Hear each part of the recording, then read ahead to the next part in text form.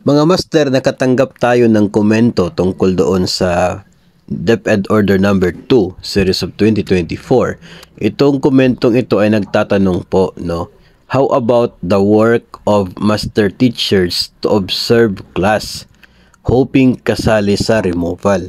No? Ako po personally mga master, hindi po ako guro. At mas lalong hindi po ako master teacher, kaya hindi po ako familiar sa mga actual functions ng mga master teacher base doon sa talagang official na trabaho po nila. Pero nakikita ko po kasi, opinion ko po ito, nakikita ko parang related naman, no? Kasi master teacher, tapos nag-o-observe ng klase. In short, sila po yung pwedeng magbigay ng feedbacks doon sa ginagawa ng mga guro na strategies sa pagtuturo. As master teachers, I believe na meron silang sapat na kaalaman as to ano yung pwedeng gawin nila, pwedeng mga strategies na pwedeng mai-apply ng teachers sa pagtuturo. No, so nakikita kong personally parang related naman, no, yung pag-observe sa klase doon sa pagiging isang master teacher. Pero as I said, hindi ko alam kung part ba yun sa opisyal na trabaho ng master teacher, ha. Pero hindi rin kasi pwede natanggalin siya from the master teachers at ibibigay sa mga non-teaching personnel. Kasi ito mga non-teaching personnel, hindi po ito mga guro.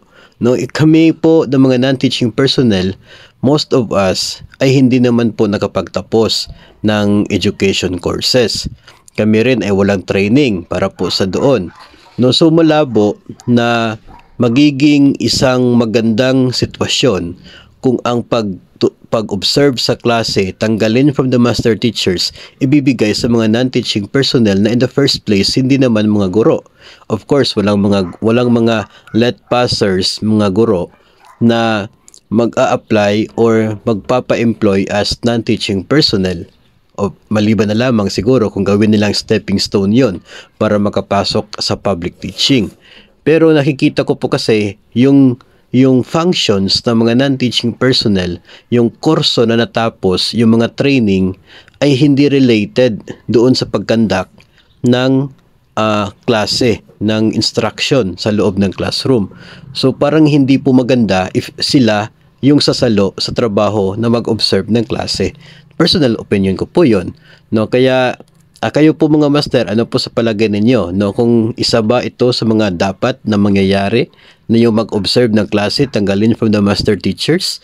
Hindi naman siguro pwede na si teacher 1 yung gagawing tagapag-observe, no? Kasi guro siya, no? Kung hindi pwede sa mga non-teaching personnel, ADAS 2, ADAS 3, AO2, mga PDO na mga hindi po mga guro, kung hindi pwede sa kanila, I don't believe na pwede rin na i-transfer na lang yung function na yun to the teacher 1, no? Kasi nakikita ko mas pabor, no, mas maganda yung sitwasyon kung si master teacher yung gagawa nun, no? Nakikita ko yun, pero as I said kanina, hindi ko alam kung part yun ng official na functions ng mga master teacher.